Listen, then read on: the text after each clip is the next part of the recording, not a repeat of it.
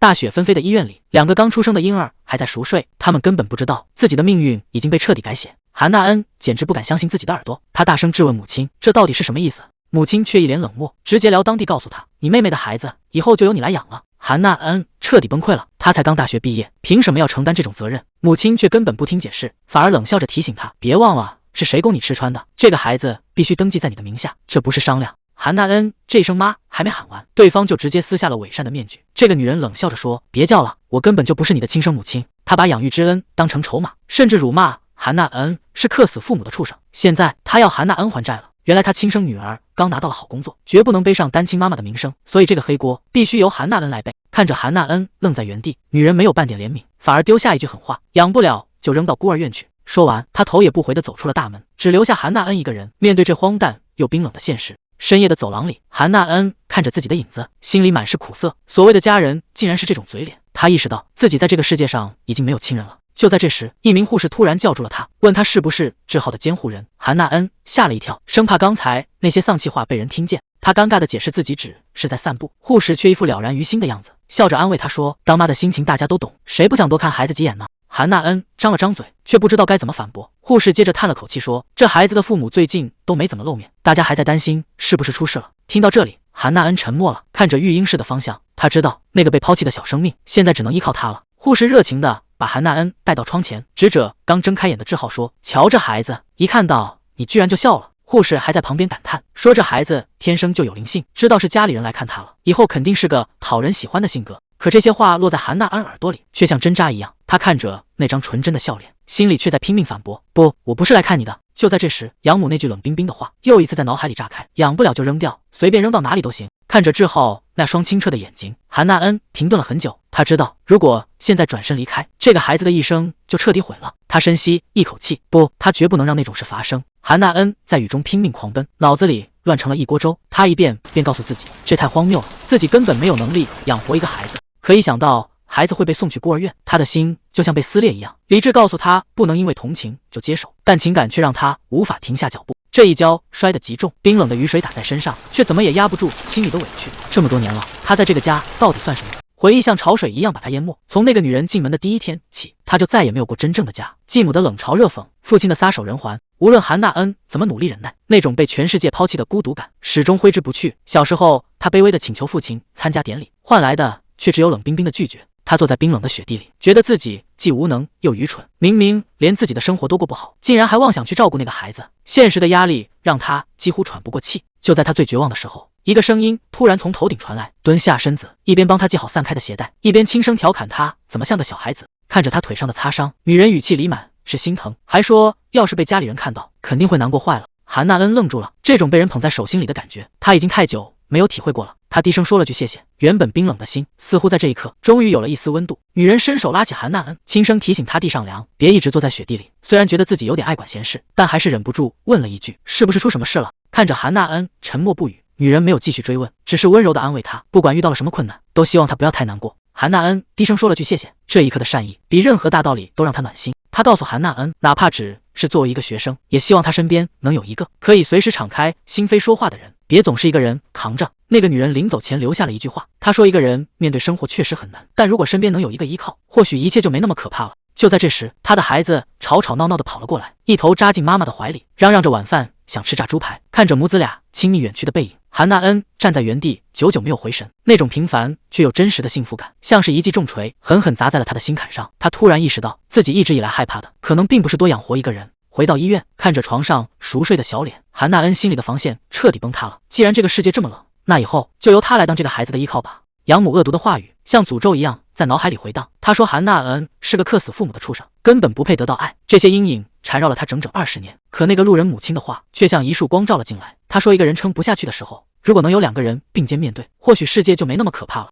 韩娜恩攥紧了拳头，她承认自己早就没了家人。虽然嘴上说着习惯了孤独，可每当夜深人静，那种被黑暗吞噬的恐惧依然让她无处可逃。韩娜恩看着熟睡的孩子，在心里默默许下诺言，哪怕别人觉得她傻，她也不想让这个孩子像当年的自己一样，在孤独和恐惧中长大。她温柔地注视着志浩，轻声告诉他，以后再也不用害怕了，因为从今往后，他会永远站在他这一边。转眼5年过去了，曾经那个瘦弱的小男孩已经长成了活泼的小淘气。他戴着可爱的青蛙羽帽，不停地回头喊着妈妈。让韩娜恩看他的新造型。看着孩子灿烂的笑脸，韩娜恩知道当年的那个决定是他这辈子做过最正确的事。志浩这孩子真是个混世魔王，趁人不注意，竟然偷偷溜出去抓了只青蛙，弄得浑身脏兮兮的跑回来，气得韩娜恩直跺脚。本该一起看书的敏浩只能乖乖坐在旁边等着。韩娜恩看着这两个性格迥异的孩子，心里又是无奈又是好笑，最后还是心软答应给他们讲故事。看着志浩拉着敏浩叽叽喳喳，韩娜恩心里其实挺欣慰的。敏浩这孩子刚来的时候一句话也不说，现在总算愿意跟人交流了，甚至还会为了喜欢的绘本坚持己见。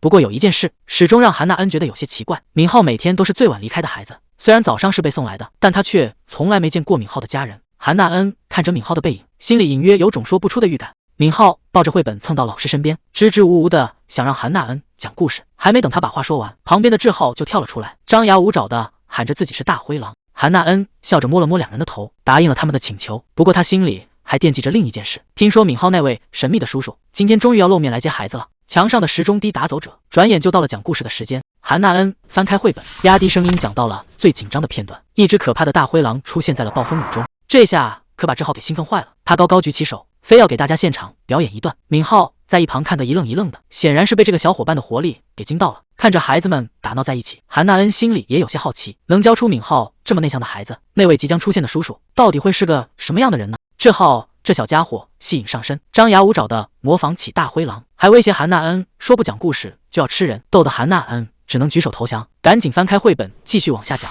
屋里是一片欢声笑语，可谁也没注意到外面的雨越下越大，一辆黑色的高级轿车已经悄无声息地停在了门口。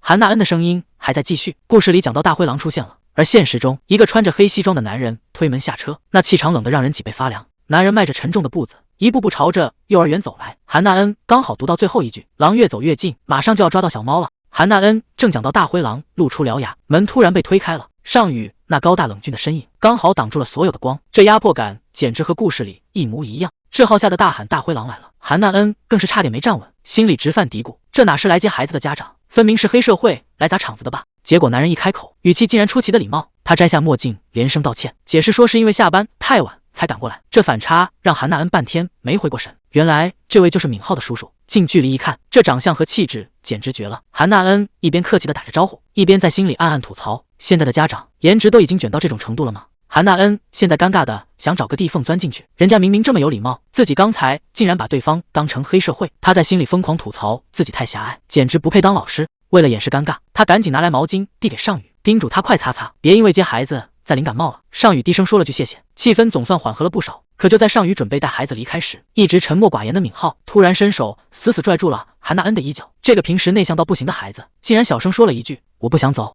这一句话让在场的两个大人都彻底愣住了，尚宇满脸都是不可思议，韩娜恩更是半天没反应过来，这个几乎从不开口的孩子竟然为了留下来第一次主动说话了。面对敏浩突如其来的小情绪，韩娜恩并没有急着讲大道理，而是温柔地蹲下身子，耐心地肯定敏浩刚才的表达，还给了他一个关于明天的约定。志浩也跟着在一旁帮腔，说大灰狼明天还会在这里等他。在老师和伙伴的安抚下，敏浩终于放下了心里的不安，乖乖跟着叔叔准备回家。站在一旁的尚宇全程没说话，他只是静静地看着韩娜恩，看着他如何用几句话就化解了孩子心里的离别焦虑。这一刻，他眼里的冷漠似乎消散了不少。孩子们隔着窗户用力挥手，约定好明天还要一起玩。随着车子缓缓驶离，原本热闹的幼儿园安静了下来，只剩下空荡荡的走廊和窗外淅淅沥沥的雨声。直到坐进车里，尚宇的脑子里还回荡着那句话，他甚至怀疑是不是自己听错了，因为这不仅是敏浩第一次反抗，更是他第一次听到这孩子的嗓音。尚宇一边开车一边试探着问敏浩，你是不是很喜欢那位老师？他虽然承认自己平时不够细心，但敏浩刚才的反应确实让他这个当叔叔的被惊到了。车厢里沉默了很久，就在尚宇以为他不会回答时，敏浩竟然轻轻点了点头，小声说了一句我喜欢老师。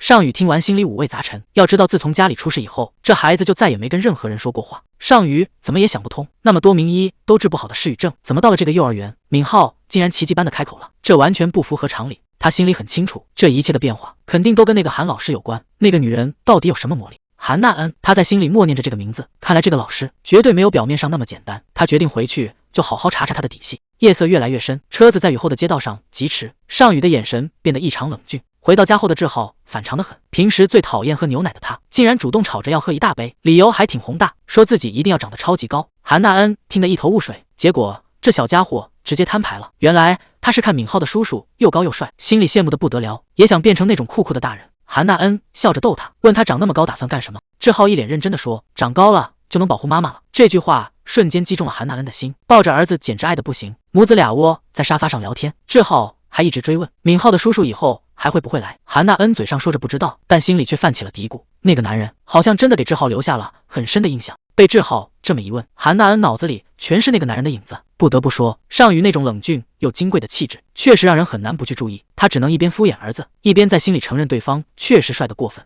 不过韩娜恩心里也清楚，像尚宇这种身份的人，跟他这种普通老师完全是两个世界。今天这一面，大概就是这辈子唯一的交集了。他在心里默默感叹，以后应该再也不会见面了吧。可谁能想到，打脸来的竟然这么快。就在他以为一切都结束时，那个熟悉的声音竟然再次从他身后响了起来。尚宇就那样站在他面前，低声喊了一句：“老师。”韩娜恩还没从震惊中缓过神来，尚宇接下来的举动更是让他整个人都僵住了。他直接掏出手机，递到了韩娜恩面前，语气平淡，却带着一种不容拒绝的压力：“把你的电话号码给我。”这大白天的，幼儿园门口突然停了一辆豪车，紧接着下来一个黑衣墨镜男，这架势把路过的家长都给吓懵了。大家都在私下嘀咕，这人看着凶神恶煞的，该不会是黑社会来找麻烦的吧？韩娜恩在屋里听到动静，也觉得奇怪，外面怎么突然变得这么吵？结果下一秒，那个壮汉直接90度大鞠躬，恭恭敬敬的请小少爷下车。敏浩一露头，刚才那种压抑的气氛瞬间没了，他一眼就看到了韩娜恩，兴奋的喊出了声。本以为只是普通的接送孩子，可这个男人的气场实在让人有点招架不住。韩娜恩主动上前打招呼，问他是不是又来接敏浩，结果他冷冷的回了一句：“今天会有别人来接。”气氛一下子变得有点微妙。还没等他反应过来，这个男人竟然直接递出了手机。他盯着他的眼睛说：“把你的号码给我。”面对这个男人的步步紧逼，韩娜恩整个人都愣住了。他结结巴巴的问：“要他的号码到底想干什么？”结果尚宇一脸淡定的解释：“以后接送孩子的事都由他负责，有个联系方式才方便。”这下轮到他尴尬了，原来人家只是为了公事，自己刚才到底在瞎想什么？为了掩饰这份局促，他赶紧接过手机，把号码存好，递还给他的那一刻，两人的距离近的让人屏住呼吸。尚宇低头看着手机，轻声重复了一遍他的名字：韩娜恩。就在气氛有点僵住的时候，小敏浩突然伸手紧紧拽住了他的衣服。韩娜恩赶紧蹲下身子，温柔地摸了摸他的头，告诉他志浩就在里面等着呢。看来这两个大人的故事注定要被这几个孩子紧紧地拴在一起了。志浩这孩子真是个调皮鬼，突然跳出来大喊自己是大灰狼，把旁边的敏浩吓得够呛，两个小家伙闹成了一团。看着眼前这一幕，尚宇突然开口问了一句：“那是你的儿子吗？”韩娜恩笑着点了点头，大方承认了志浩就是他的孩子。毕竟这两个小家伙缘分不浅，不仅名字听起来像亲兄弟，还在同一个班里上课，难怪感情好的形影不离。不过这下有意思了，家长和老师的这层关系似乎又多了一层牵绊。听完韩娜恩的话，尚宇若有所思地应了一声。他看着眼前这个温柔的女人，心里似乎有了不一样的打算。韩娜恩道：“是没想那么多，他觉得志浩能遇到敏浩，对两个孩子来说都是件好事。看着孩子一点点懂事，他这个当妈的打心底里高兴。”尚宇沉默了片刻，低声向他道了谢，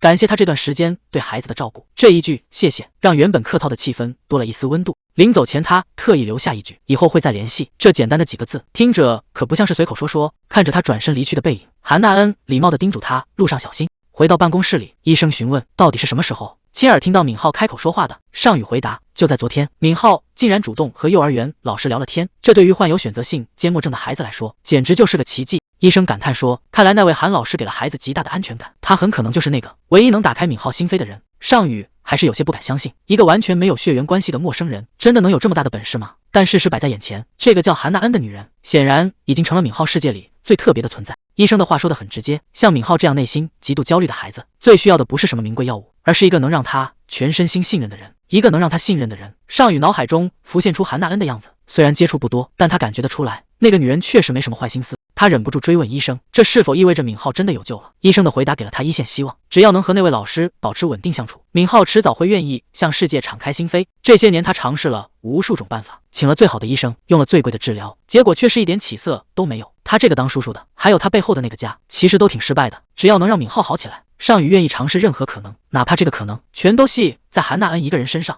就在他犹豫要不要联系对方时，下属送来了最新的调查报告。可资料上的内容却让尚宇当场愣住了，上面清清楚楚地写着韩娜恩大学一毕业就生了孩子。更离谱的是，调查人员翻遍了记录，竟然查不到孩子的亲生父亲是谁，甚至显示她当时根本没有男朋友。这简直是荒唐！尚宇一把甩开手中的资料，质问下属是不是都在吃干饭。这种逻辑不通的调查结果，他一个字都不信。助手信誓旦旦地保证，韩娜恩身边确实没出现过任何男人，那个孩子就像是凭空冒出来的，完全找不到任何痕迹。尚宇忍不住吐槽了一句：“这都什么时候了，能不能整点有用的汇报？”他继续翻看着手中的资料，心里越发觉得这事不简单。除了那个身份成谜的孩子，韩娜恩的履历简直干净的像一张白纸。大学毕业就拿到了教师资格证，然后顺理成章的进入幼儿园工作，每天就是公司和家里两点一线，独自带着孩子生活。尚宇盯着照片里的母子俩，一个背景如此普通，生活如此简单的女人，到底藏着什么不可告人的秘密？这种极度的平凡，反而让尚宇觉得事情变得越来越有意思了。尚宇接着打听起他的家人，结果这一查更让人火大。韩娜恩的养母和妹妹竟然住在顶级的豪宅里，把一个带着孩子的女儿丢在外面，自己却带着亲生女儿享清福。尚宇一眼就看穿了，这明摆着就是被家里排挤了。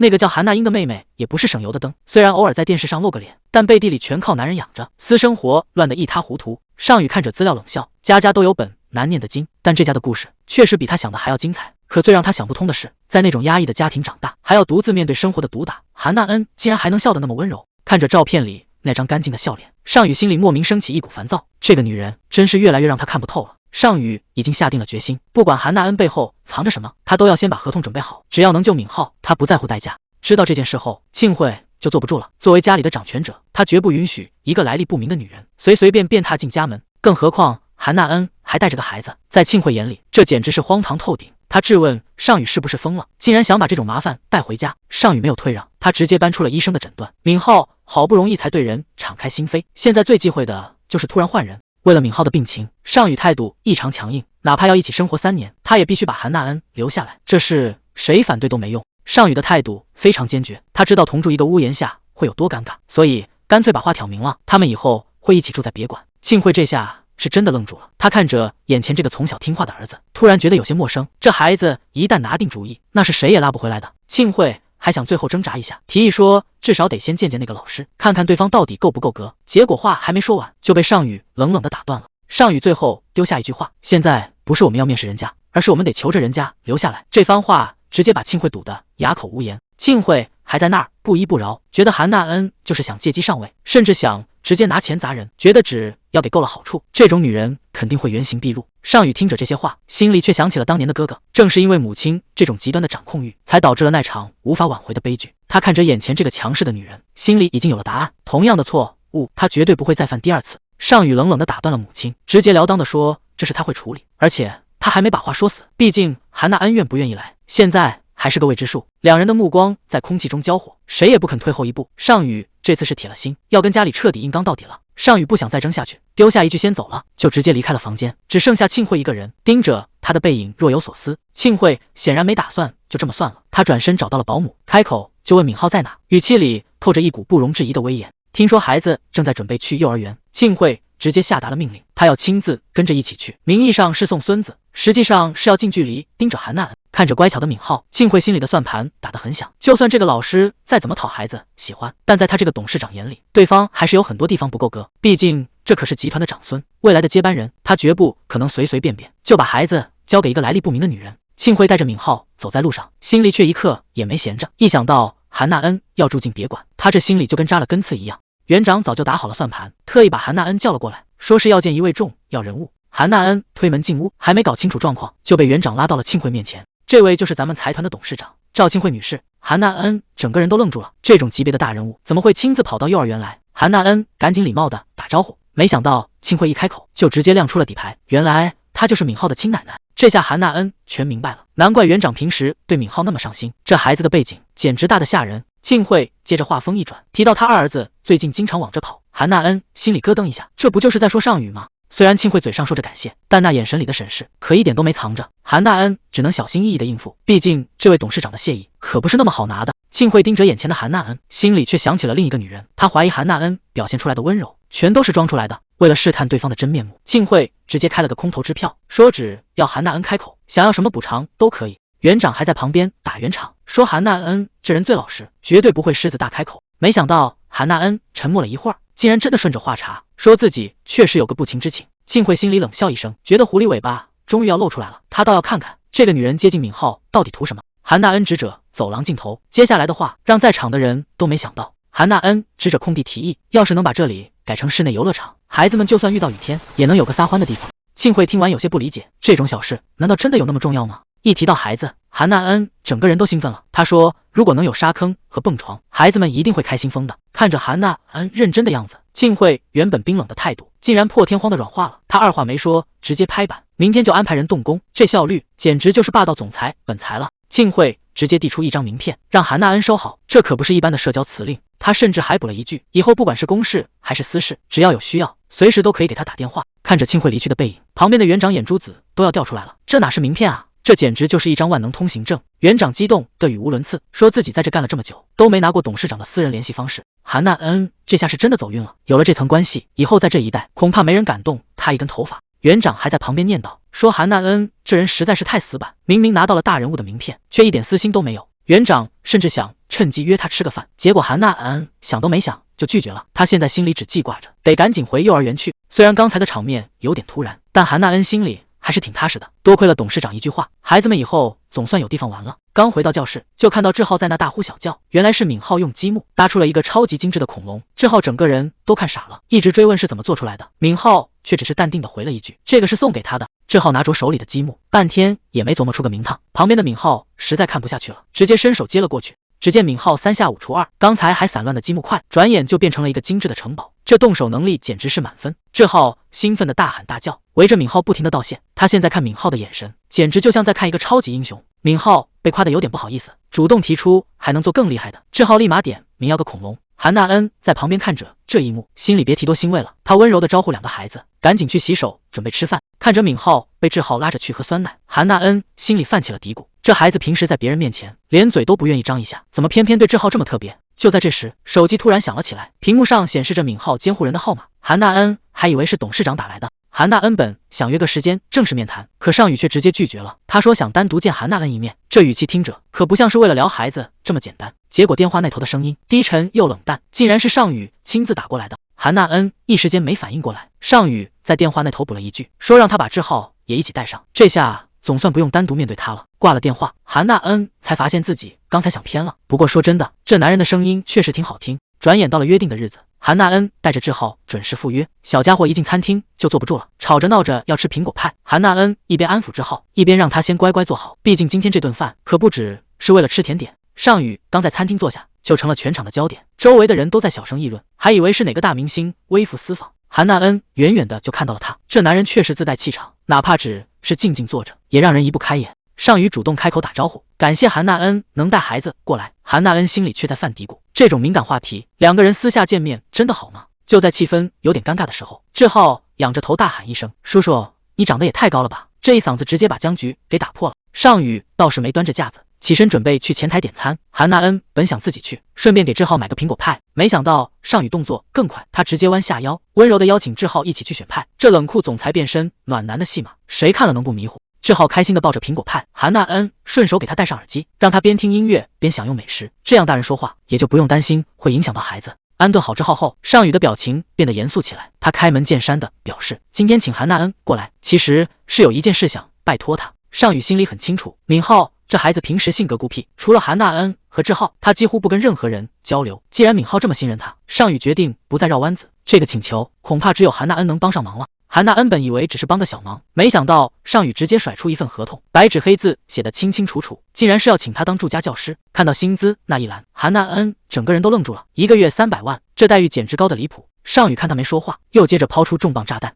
不仅提供单独的住处，还允许他带着志浩一起搬进来，甚至连生活费都全包了。这哪里是普通的招聘合同，简直是量身定制的诱惑。韩娜恩这下彻底陷入了纠结。尚宇再次强调他真的很需要韩娜恩，甚至表示月薪3000万只是起步，只要他肯点头，条件随他开。韩娜恩拿着合同犹豫不决，毕竟和学生家长住在一起，怎么想都觉得不太合适。他刚准备开口拒绝，可就在这个节骨眼上，手机里突然蹦出的消息像一盆冷水把他浇了个透。母亲张口就要1000万，看着那些催债一样的字眼，韩娜恩原本坚定的心动摇了。这1000万的缺口，除了接受尚宇的合同，他似乎已经无路可走。尚宇察觉到不对劲，低声问了一句：“老师？”韩娜恩猛地回过神，但这笔债已经把他逼到了悬崖边上。尚宇这番话显然是抓住了韩娜恩的软肋。他说敏浩现在最需要的就是他这个老师。虽然敏浩的情况确实让人心疼，但韩娜恩心里很清楚，如果现在为了钱就草率答应，最后只会害了那个孩子。他深吸一口气，对尚宇说，这件事太突然了，我需要时间再想想。尚宇倒也没逼得太紧，只是递过合同说，没关系，等你想清楚了随时联系我。看着志浩在一旁没心没肺的吃着饭，韩娜恩决定先放下这些烦心事，不管未来怎么变，至少这一刻她得先陪孩子把这顿饭吃完。谁能想到这个冷冰冰的男人竟然主动提出要留下来陪她。尚宇有些语无伦次的解释，说自己以前太忽略孩子了，心里一直觉得亏欠。他甚至坦白，是因为跟志浩相处之后，才发现自己根本不懂孩子。这番话听得韩娜恩有点懵，原本尴尬的气氛竟然多了一丝说不清的温柔。敏浩平时不爱说话，这气氛本来有点尴尬，全靠志浩这个小家伙在撑场面。他像个小大人一样分着蛋糕，还不忘给尚宇也留了一大块，甜甜的喊了一声叔叔。看着尚宇那副温柔的样子，韩娜恩心里突然咯噔一下，这男人对志浩是不是有点宠得过头了？这种反差让他一时间竟然挪不开眼。韩娜恩看出来了，这个平时不可一世的男人，刚才那番话其实鼓起了很大的勇气。他笑着发出了邀请，既然志浩这么喜欢你，那就留下来一起吧。可他不知道，自己这毫无防备的笑容对尚宇来说简直就是致命伤。这男人彻底没招了，那种被瞬间击中的感觉让他根本没办法冷静下来。聚会结束，志浩这个社交小达人乖巧的跟苹果派大叔告别。就在大家准备离开的时候，这小家伙突然在兜里翻了半天，说要送给尚宇一份大礼。原来是他最宝贝的糖果，因为尚宇请他吃了苹果派，他也要把全世界最喜欢的味道分享出来。看着手心里这颗小小的糖果，尚宇整个人都沉默了。这种纯粹的善意让他心里那座冰山彻底塌了一角。韩娜恩牵着志浩慢慢走远，母子俩的笑声在街头回荡，听起来那么普通，却又那么温暖。尚宇就这么静静地站在原地，一直盯着他们的背影，直到彻底消失在视线里。他低头看了看手心，那颗小小的糖果还在，对他这种人来说，这可能是这辈子收过最珍贵的礼物。这一刻，他心里那些冰冷的规矩好像全都不管用了。深夜里，韩娜恩正陪着志浩安稳入睡，家里安静的只能听到呼吸声。可就在这时，一阵急促的手机铃声突然响起，屏幕上跳出的名字让他心里咯噔一下。这么晚了，母亲怎么会突然打电话过来？他赶紧起身接听。深夜这通电话果然是母亲打来要钱的，开口就是责备韩娜恩不回短信。韩娜恩也是真的累了，自己生活都紧巴巴的，哪有闲钱供母亲去追星？更过分的是，当初说好要给志浩的抚养费，这女人竟然一分钱都不想出。争吵中，母亲随口说出的一句话，却像雷一样在韩娜恩耳边炸开。原来志浩的身世竟然藏着一个连他都无法接受的秘密。可电话那头的女人根本不在乎，甚至还厚着脸皮开口又要200万。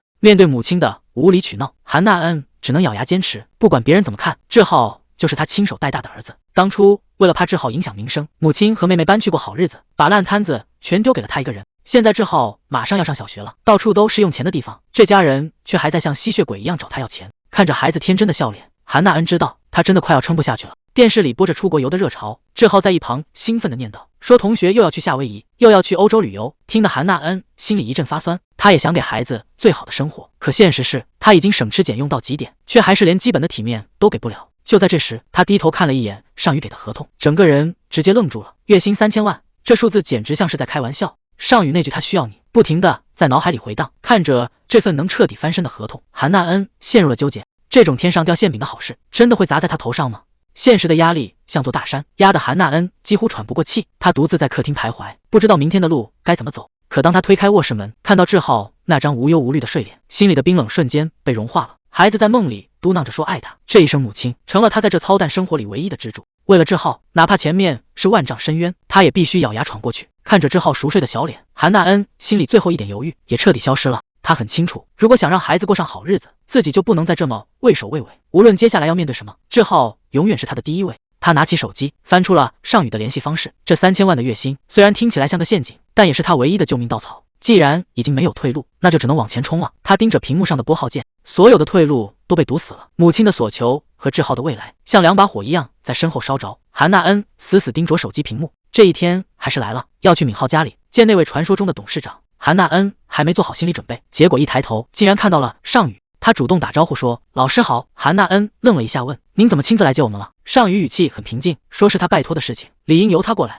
可韩娜恩心里总觉得事情没那么简单，真的只是因为周末吗？韩娜恩不停地提醒自己，清醒一点，这可是一场重要的面试，千万不能胡思乱想。还没等他反应过来，志浩已经像个小炮弹一样，直接冲进了尚宇的怀里，大喊着好想念苹果派大叔。尚宇顺势抱起小家伙，语气温柔的不像话，问他去敏浩家里玩好不好。志浩兴奋的不行，说自己最喜欢敏浩了，但还不忘回头补上一句，妈妈才是他的最爱。看着志浩拉起韩娜恩的手，这一幕简直像极了幸福的一家人。志浩这小家伙太兴奋了，在大街上撒欢的跑，吓得尚宇赶紧在后面喊让他慢一点。韩娜恩也急忙跟上去，生怕孩子摔着。3个人就这样一前一后，画面看着特别温馨。尚宇停下脚步说：“到了。”韩娜恩抬头一看，整个人直接愣在原地，眼前的景象完全超出了他的想象。这地方大的离谱，简直比想象中还要夸张。志浩兴奋地拉着妈妈问：“这里就是闵浩的家吗？简直像城堡一样大。”韩娜恩一边点头，一边还不忘叮嘱这小家伙：“早上教你的礼貌，还记得吗？”志浩大声回答说：“要礼貌地打招呼。”逗得韩娜恩露出了笑容。就在这时，尚宇侧过身子，礼貌地做了个请的手势：“老师，这边请。”韩娜恩嘴上答应着，可真的要往里走，心里反而更紧张了。志浩这孩子真是个社交达人，一进门就大声打招呼，那副乖巧懂事的样子，瞬间把屋里的长辈都给逗乐了。大家都夸这孩子真有礼貌，志浩还挺自豪，拍着小胸脯宣布自己可是闵浩最好的朋友。相比之下，闵浩就显得内向多了，正躲在墙角偷偷往这边看，一副想靠近又有点害羞的样子。志浩一眼就瞧见了小伙伴，兴奋地冲过去，拉着闵浩就要玩恐龙游戏。闵浩这才小声地答应了一句。韩娜恩在后面轻声叮嘱，让他们玩的时候小心点。看着两个孩子逃远的身影，屋里的气氛总算轻松了不少。庆慧放下手里的咖啡杯，冷不丁问了一句：“我们之前见过？”韩娜恩赶紧点头，恭恭敬敬地喊了一声董事长，这副拘谨的样子让气氛显得有点严肃。庆慧倒是挺随和，说在这儿不用这么见外，直接叫他闵浩奶奶就行。可韩娜恩哪敢答应啊，连连摆手说绝对不行，还是坚持要叫董事长。庆慧听完笑了笑，说这姑娘比看着要固执得多。接着她话锋一转，眼神也变得意味深长起来。总之，正式该开始了。闵浩爷爷直接开门见山，问他知不知道闵浩的情况，尤其是那个选择性缄默症。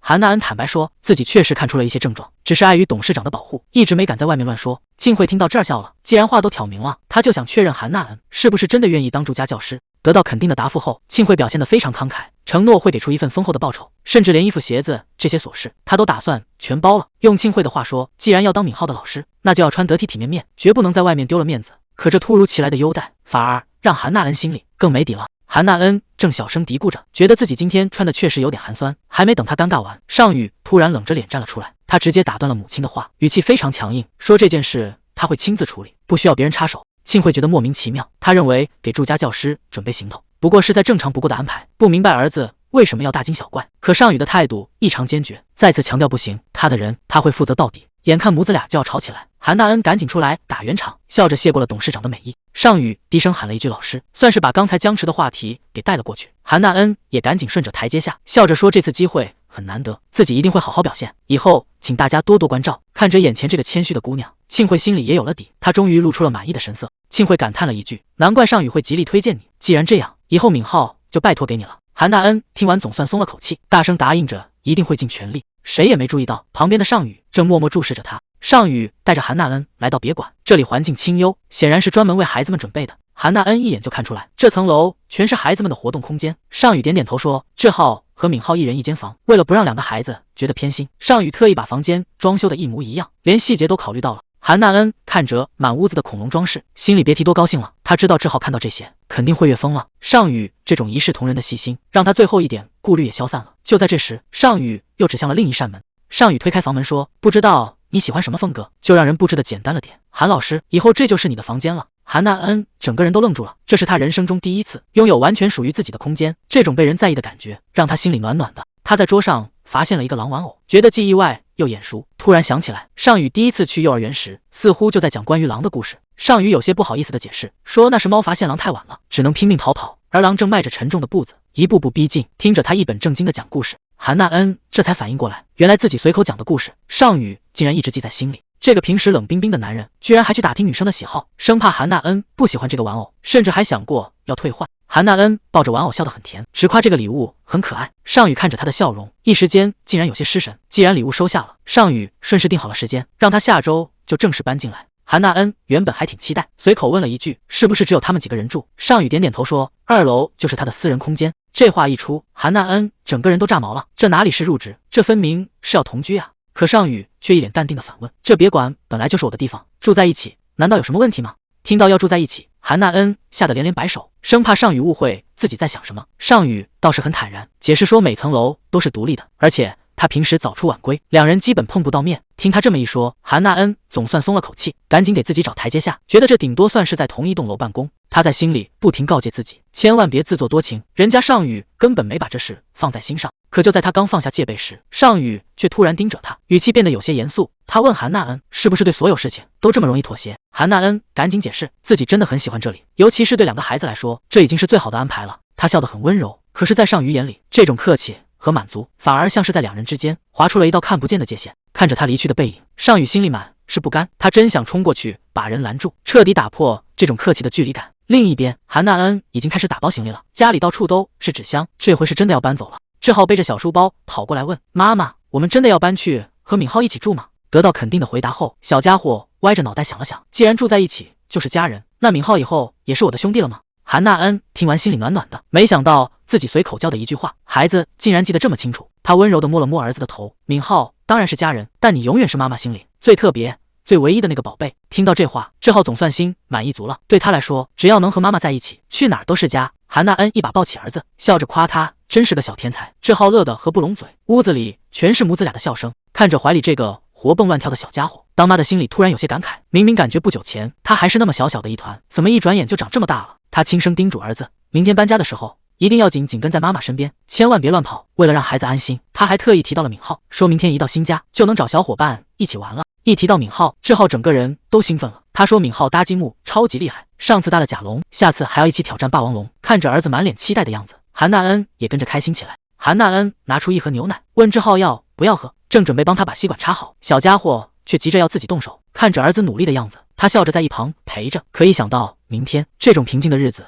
就要变样了，毕竟从明天开始，他就要带着孩子搬进那个男人的家里，正式开始同居生活了。虽然说两人的生活空间是完全分开的，但一想到要和尚宇抬头不见低头见，他心里还是有点打鼓。不过看着怀里的儿子，韩娜恩深吸一口气，努力让自己冷静下来。只要是为了孩子，这点挑战又算得了什么？他在心里默默给自己打气，没事的，只要守好底线，一定不会出什么差错，我一定能行。第二天一早，新生活正式拉开序幕。刚进家门，志浩就被眼前的豪宅惊呆了。小家伙抱着恐龙玩偶到处乱窜，兴奋的大喊大叫：“妈妈，这地板亮的都能滑冰了，房间怎么这么多啊？”就连平时内向的敏浩也被这种气氛感染了，主动拉着志浩去参观新房间。两个孩子跑得满屋子都是笑声。韩娜恩一边搬东西，一边不放心地叮嘱他们慢点跑。这时保姆跑过来问他：“老师，这个箱子要放在哪里？”看到这一幕，整个人都愣住了。他简直不敢相信自己的眼睛，那个平时不爱动不爱说话的敏浩竟然变得这么活泼。他拉着韩娜恩小声问：“敏浩平时也这么爱跑吗？他竟然还会主动跟你说话？”韩娜恩笑着点点头，说：“这孩子在幼儿园就经常跟志浩一起疯玩，说话也比以前利索多了。”可就在大家正高兴的时候，敏浩却突然停下了脚步，整个人显得有些局促。志浩问他是不是哪里不舒服，敏浩却只是低着头，小声说了句没有。看着孩子突然低落的情绪，韩娜恩心里咯噔一下。保姆看着忙前忙后的韩娜恩，忍不住感叹了一句：“看来当老师的人体力确实比一般人要好。”韩娜恩笑着谢绝了对方的帮忙，她说剩下的东西自己能搞定，毕竟刚搬过来，她也想亲手布置这个新家。安顿好大人这边，他立刻察觉到了敏浩的情绪，这孩子一直站在旁边，显得有些格格不入。就在这时，志浩从纸箱里翻出了宝贝，他兴奋地举起一个恐龙模型，大声喊着敏浩的名字。他说这是敏浩上次亲手做的，一直帮他好好收着呢。可敏浩只是静静地看着，还是没有开口说话。韩娜恩轻轻蹲下身子，平视着这个内向的小家伙，他没有催促，只是温柔地发出了邀请。他问敏浩愿不愿意和他还有志浩一起把这些玩具重新组装起来。韩娜恩看出了敏浩的局促，她故意放低姿态，说自己第一次来这，很多东西都搞不定，能不能请敏浩帮他搭个城堡？听到被需要，敏浩先是愣了一下，随即大声答应了。这是他第一次表现得这么有干劲。韩娜恩趁热打铁，把志浩也叫了过来，说大家要一直在一起。话音刚落，志浩就已经全副武装准备开干了。看着满地的积木和玩具，两个小家伙瞬间玩到了一块。志浩显摆着自己的手艺，说要用这些新积木搭一个最威风的剑龙。敏浩在一旁看得目瞪口呆，忍不住向志浩讨教。两个孩子你一言我一语，原本冷清的房间一下子变得热闹起来。韩娜恩在一旁温柔地看着，心里总算踏实了。她答应孩子们，等把屋子收拾干净，就带他们一起搭一座全天下最酷的城堡。就在韩奈恩忙着整理资料时，志浩在房间里又有了新发现。他从箱子里拽出一块大毯子，兴奋地大喊大叫。这小家伙脑筋转得飞快，突然想到了一个绝妙的主意。他赶紧招呼旁边的敏浩，让他快点过来。只见志浩把大毯子往头上一蒙，顺势也把敏浩拉了进来。他得意洋洋地宣布，这就是属于他们两个人的秘密基地，除了他们谁都不准进来。原本还有些拘束的敏浩躲在窄窄的毯子下面，看着志浩那张热情的笑脸，他先是愣了一下，紧接着这个一直沉默寡言的孩子终于露出了最灿烂的笑容。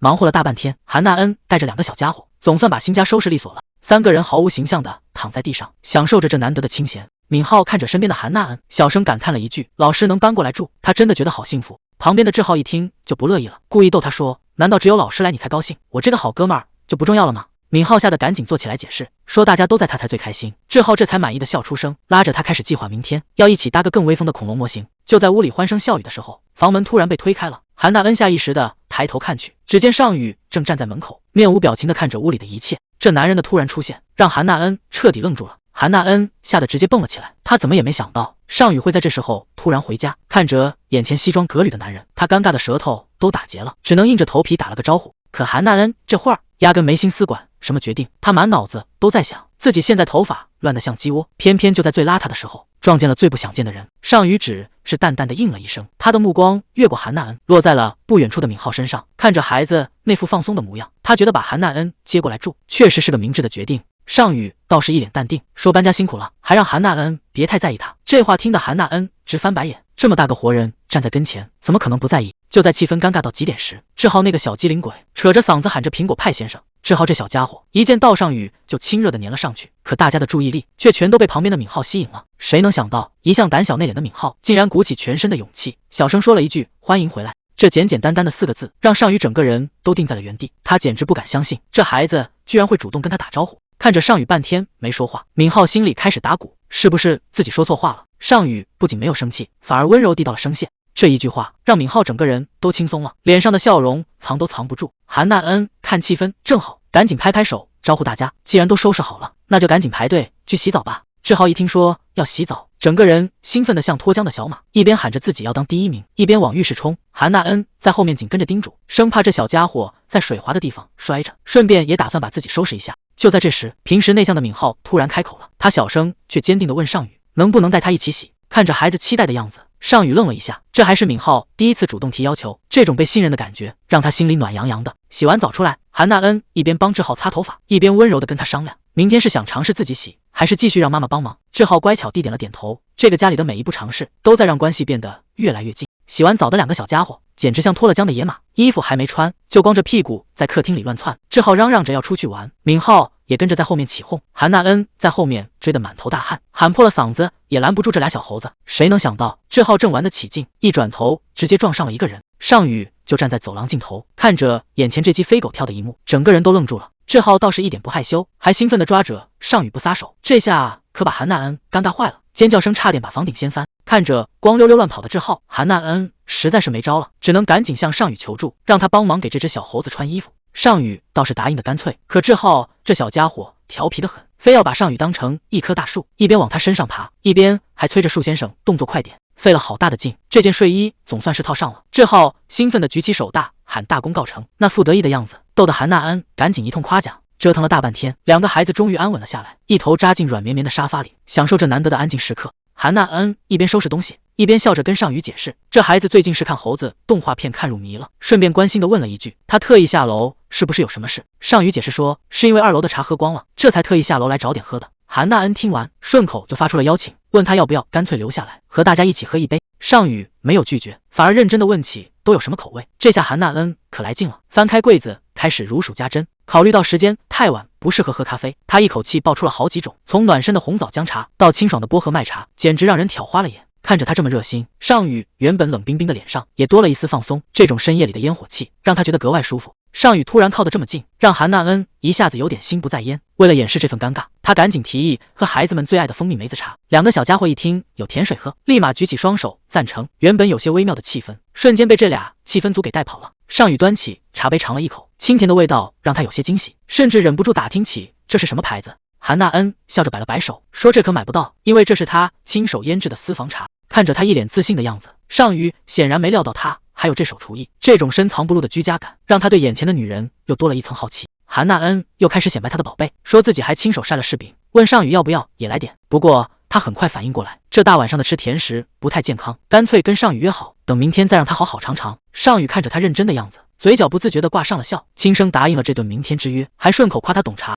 韩娜恩趁着气氛正好，提议下次逛街想带上敏浩一起，毕竟这种生活体验对孩子的成长最有好处。没想到尚宇这次特别大方，直接把决定全交到了他手里。这一句谢谢让韩娜恩心里彻底踏实了。就在2人准备收摊睡觉时，志浩这个小跟屁虫又冒了出来，缠着非要听个睡前故事才肯罢休。一听说有故事听，敏浩也赶紧过来凑热闹。韩娜恩干脆提议让2个小家伙凑在一起听，本以为这主意不错，谁知敏浩却像个护食的小猫，一口拒绝分享自己的床。这下志浩可委屈坏了，生怕今晚的故事会泡汤。韩娜恩赶紧出来打圆场，提议大家换个阵地，改去志浩的房间挤一挤，还贴心的给敏浩留了退路。看着敏浩终于点头答应，韩娜恩这才松了一口气，带着2个小祖宗转场去选书。志浩一上来就点菜要听大灰狼，韩娜恩却有点担心，毕竟是搬进新家的第一晚，万一这故事太刺激，把2个小家伙吓得做噩梦，可就不好了。他赶紧提议换个口味，讲个温和点的小恐龙故事。虽然2个孩子还有点意犹未尽，但在妈妈的温柔攻势下，还是乖乖败下阵来。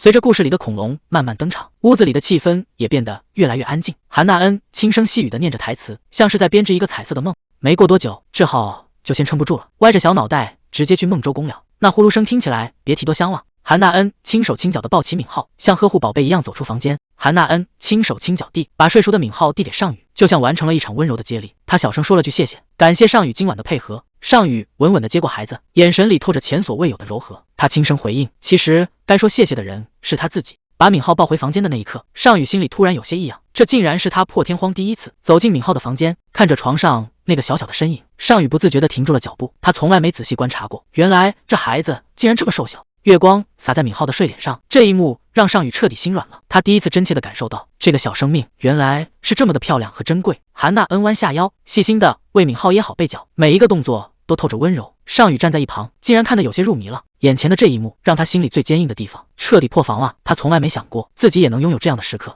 尚宇在心里默默感叹，现在的他们看起来真的就像幸福的一家人，而这平凡的一幕竟然就是他这辈子最想要得到的一切。好不容易把孩子哄睡着，韩娜恩整个人都累瘫了。她无奈地说，早就猜到同居生活不容易，但真没想到第一天孩子们就打起来了。尚宇在一旁安慰道，你已经处理得很好了。韩娜恩苦笑着摆摆手，在幼儿园这种事也常有，只是没想到自己现在会被折腾得这么狼狈。尚宇看着他，语气却变得有些严肃，如果以后情况变得更糟，你打算怎么办？韩娜恩认真地回答，我会先去理解孩子们的感受，只要给他们足够的爱，不让任何一个孩子受委屈，一切都会好起来的。尚宇听完点了点头，只要有这份心就足够了。他由衷的感叹，你真的是个称职的好妈妈。韩娜恩这才发现时间不早了，赶紧起身准备告辞。今天真的谢谢你的帮忙。尚宇把他送到门口，轻声说了句辛苦了。这一天的疲惫似乎都在这一刻烟消云散了。刚关上门，韩娜恩就脱力的坐倒在地，脑子里全是尚宇刚才的模样。他忍不住犯嘀咕，好端端的突然笑得那么好看，真是让人招架不住。他开始反复回想，刚才的表现应该没出丑吧，毕竟今天聊得还算投机。看着空荡荡的房间，他不禁开始联想，尚宇陪着孩子玩了一整天，那种默契又温馨的画面让他心里酸酸甜甜的。如果孩子们真的有个父亲，应该就是这种滋味吧。惠善在电话里有点担心，你搬去的那地方真的靠谱吗？毕竟是住在别人家里。韩娜恩倒是觉得没什么，她说房子有独立的区域，自己带孩子住1楼，生活空间完全是分开的。惠善紧接着追问，那1楼住你，2楼住的是谁？韩娜恩随口答了一句，哦，是敏浩的叔叔住在上面。这句话一出，惠善在那头直接炸毛了，他大喊着问韩娜恩，你这是在跟男人同居吗？韩娜恩赶紧解释，楼梯口有锁，平时根本见不到面。惠善可不买账，这低头不见抬头见的，万一对方哪天走下来呢？他甚至开始坏笑，没准你心里正偷着乐，巴不得人家下楼找你呢。韩娜恩被调侃得语无伦次，连声反驳说绝对没有，可越是解释，这气氛反而越暧昧了。惠善在电话那头继续八卦，问是不是因为敏浩叔叔不是他喜欢的类型。韩娜恩沉默了一下才开口，这跟类型没关系，主要是那男人的压迫感太强，总觉得有点吓人。惠善听了哈哈大笑，难不成是长得太丑才把你吓成这样？韩娜恩无奈地叹了口气，说出了心里话，要是长得丑倒好办了，问题就在于他长得实在是太帅了，帅到让人压力山大。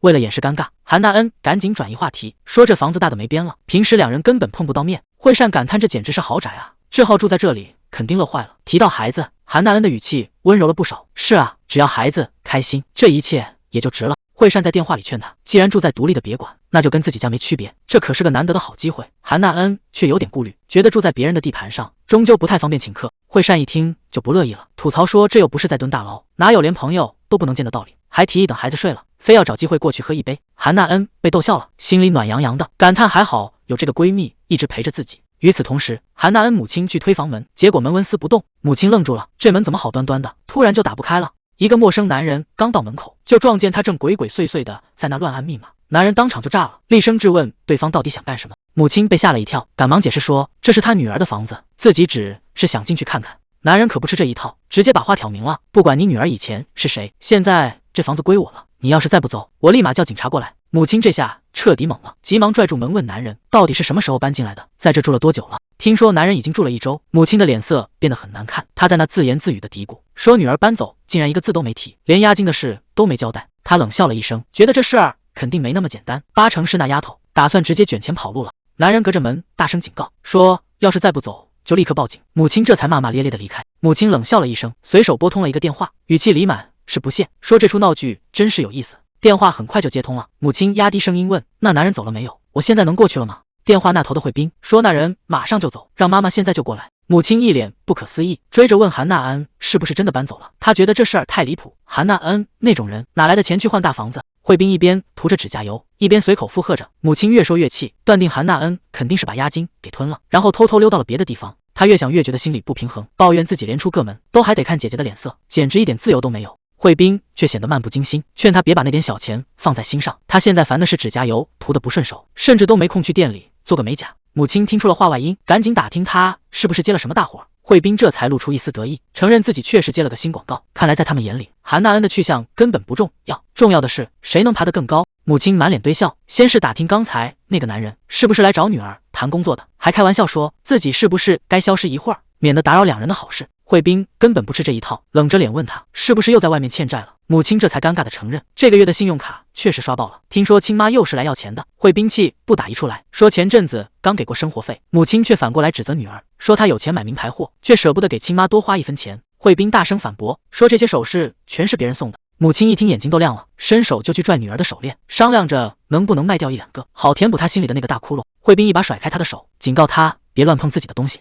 母亲被赶出门外，气得在走廊里大喊大叫，骂女儿没良心，给亲妈一点东西就像要了命一样。韩娜恩看着手机上的未接来电，心里沉到了谷底，屏幕上全是母亲发来的信息，质问她为什么要偷偷搬走，还有最重要的那笔押金到底在哪。韩娜恩心里很清楚，要是让母亲知道现在的住址，对方肯定会立刻找上门来闹事，到时候好不容易平静的生活就全毁了。就在他发愁的时候，手机又震了一下，母亲还是那副嘴脸，三句不离钱，死盯着那笔押金不放。韩娜恩看着屏幕冷笑，心里已经厌烦到了极点，到底该怎么做才能彻底甩掉这个大麻烦？突然他像是想到了什么好主意，盯着手机屏幕自言自语，觉得这招或许真的行得通。还没等他开始行动，屋外就传来了喊声，有人在叫韩娜恩老师，让他赶紧出去一下。听到有人在叫自己，韩娜恩赶紧答应了一声。他收起手机，准备去处理手头的工作，但在转身离开之前，他最后看了一眼屏幕，心里总算松了一口气。虽然不知道能瞒多久，但至少现在没人能再来打扰他的生活。可另一边，母亲已经快要急疯了，电话打了一遍又一遍，却始终没人接听。慧彬看出了端倪，问他是不是又在找韩娜恩。母亲现在简直要气炸了，韩娜恩一直不接电话，他甚至打算直接去幼儿园堵人，看看这丫头到底能躲到什么时候。结果电话没打通，反而收到了另一条要钱的短信，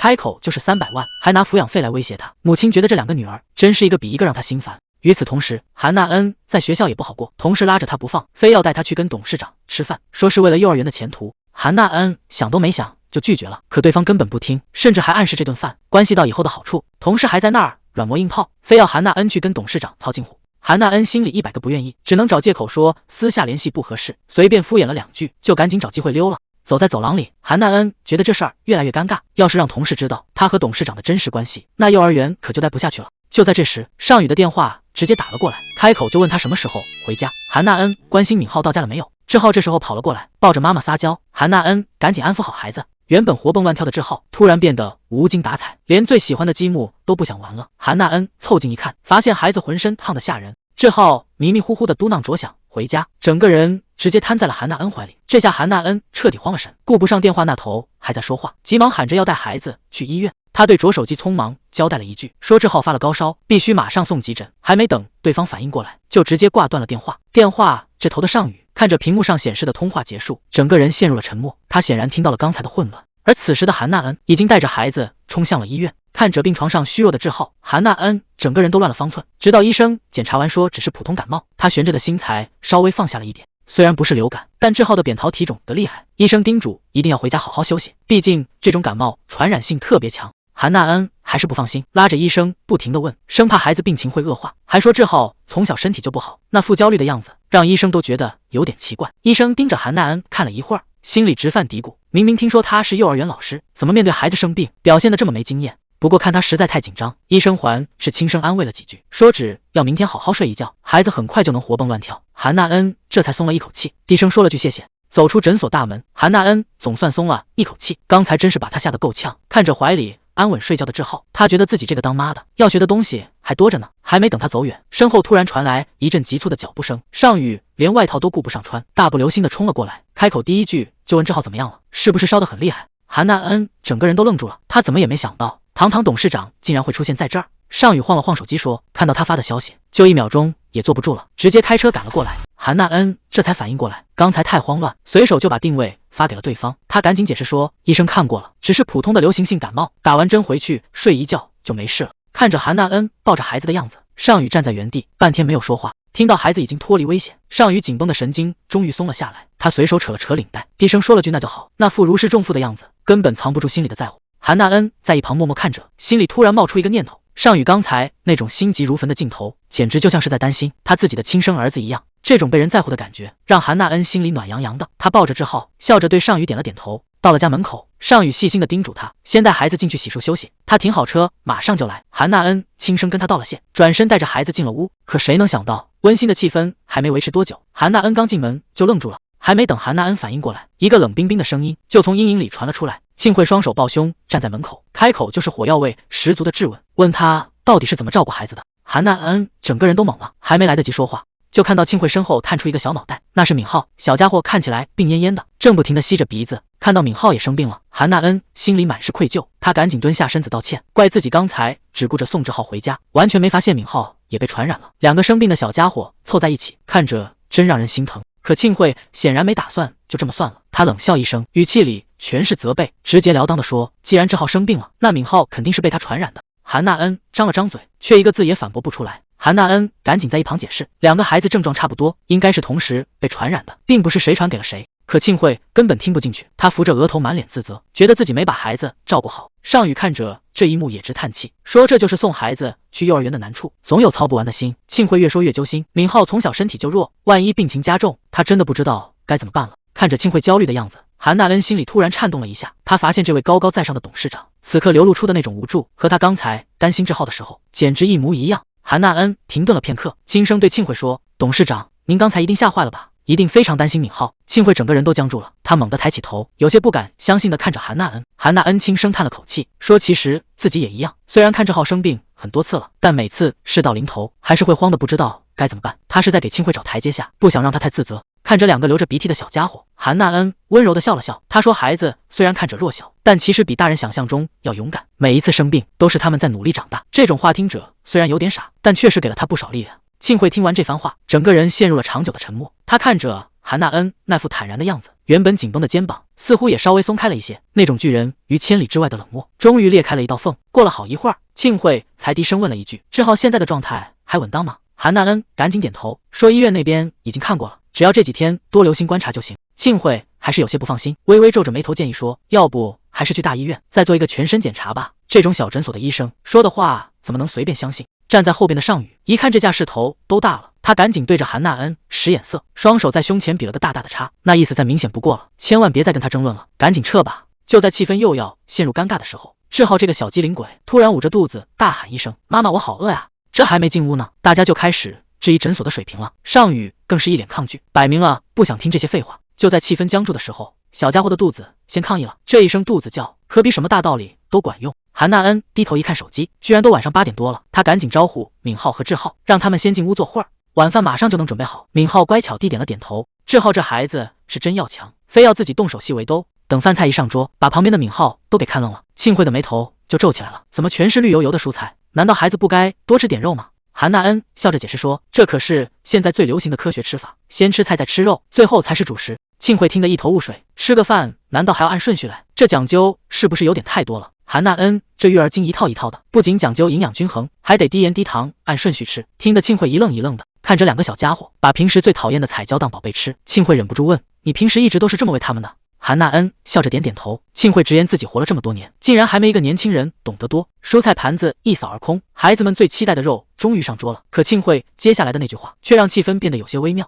庆慧这就准备带人走了，还顺口问了尚宇一句，是不是已经在办公室吃过了？尚宇摇了摇头，说自己原本打算留在这儿吃，可庆慧却搬出了家里的老父亲，说一家人就该整整齐齐的吃顿饭。尚宇看着不远处，韩娜恩正带着孩子们欢声笑语，那才是他心里向往的烟火气。他低声重复着一家人这3个字，语气里满是自嘲。他转身准备离开，可这反常的举动还是引起了韩娜恩的注意。镜头一转，尚宇已经回到了自己家，面对这一桌子丰盛的家宴，他却显得有些心不在焉。家里人看他半天不动筷子，都觉得有点奇怪，问他是不是公司太忙累着了。他随口应付了几句，可谁也没想到，他脑子里全是韩娜恩说的话：先吃蔬菜，再吃蛋白质。他下意识地伸出筷子，精准地夹起了一片绿叶菜。看来韩娜恩的那些育儿经已经彻底刻进他脑子里了。难得看尚宇胃口这么好，庆慧还在一旁欣慰地搭话，以为他是工作累饿坏了。结果尚宇放下筷子，直接摊牌。他质问庆慧，明明答应过把孩子交给老师，为什么还要私下插手？这话一出，气氛瞬间降到冰点。庆慧也不是好惹的，直言孙子生病当奶奶的哪能不急？难道关心孩子也算多管闲事？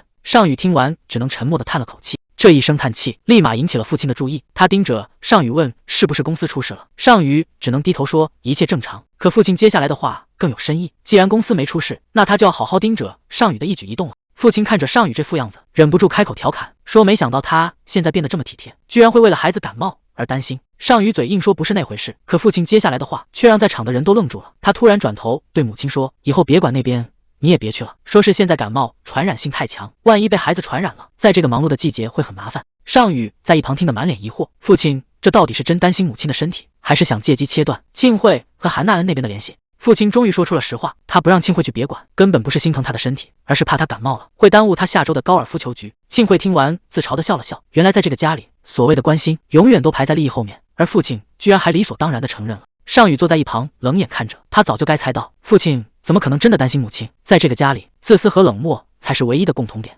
他再也待不下去，起身走进了漆黑的夜色里。这种让人窒息的家庭氛围，到底什么时候才是个头？但别馆里的气氛跟主屋完全是两个世界。尚宇站在黑夜里，看着韩娜恩温柔地照顾着孩子，心里产生了一种异样的感觉。他觉得这事儿挺奇怪的。敏浩是被父母抛弃的孩子，而韩娜恩作为一个单亲妈妈，身上背负着那么重的担子，按理说他们应该过得很不幸才对。可为什么每次看到他和孩子们在一起，画面却显得那么和谐，甚至让他产生了一种错觉，觉得那里才是全世界最幸福的地方。这种温暖的氛围是他在那个冰冷的家里从来没有感受过的。尚宇轻手轻脚地走进屋里，发现韩娜恩正靠在沙发上，已经沉沉地睡熟了。看来这一天照顾两个孩子，确实把他累得够呛。他站在一旁静静地看着，心想他应该是刚哄完孩子睡觉，自己还没来得及回房，就这么不知不觉地睡过去了。这时候还是别叫醒他了。就在他准备转身离开的时候，韩娜恩迷迷糊糊地嘟囔了一声。尚宇本来想让他多睡一会儿，可走近一看，他立刻发现情况不对劲。韩娜恩这副样子根本不像是普通的睡熟了。他赶紧试着叫了她一声韩小姐，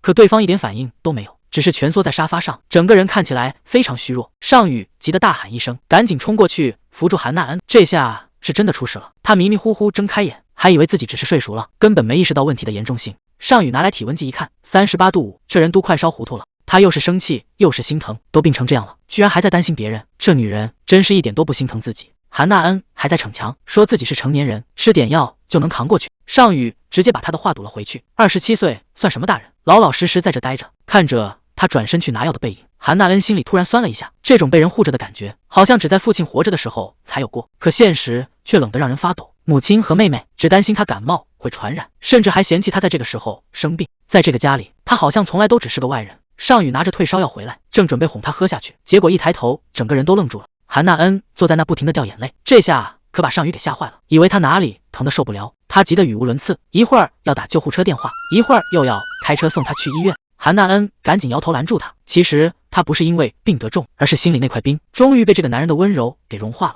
尚宇把药递到他手里，叮嘱他先把药吃了。韩娜恩低着头轻声说了句谢谢，他想掩饰刚才的情绪，随口找了个借口说只是眼睛太累了。没想到尚宇突然伸手温柔地捧起他的脸，告诉他以后累了就直说。他接过空杯子，催促他赶紧去躺着休息，剩下的事情都不用他操心了。韩娜恩心里乱成一团，他觉得再这么待下去，自己迟早要彻底沦陷，只想赶紧离这个男人远一点。可他刚转过身，脚下一软，整个人就失去了平衡。就在要摔倒的一瞬间，尚宇一把将他死死搂进怀里，这种久违的踏实感让他有一瞬间甚至想就这么放弃挣扎，干脆就这样依靠他一次。可脑海里突然闪过志浩的笑脸，韩娜恩猛地清醒过来，不行，他绝对不能在这个时候倒下。韩娜恩猛地推开尚宇，他低着头划清界限，强调自己能照顾好自己，因为他不仅是他自己，更是一个孩子的母亲。尚宇听完这话，气得直接攥紧了拳头。他反问道：母亲难道就不是人吗？难道当了妈就没资格生病吗？他一步都不肯退让，死死盯着韩娜恩的眼睛，语气坚定的让人没法拒绝。他说别人或许可以硬扛，但在他这里，他绝对不行。尚宇本来还想解释点什么，可看到韩娜恩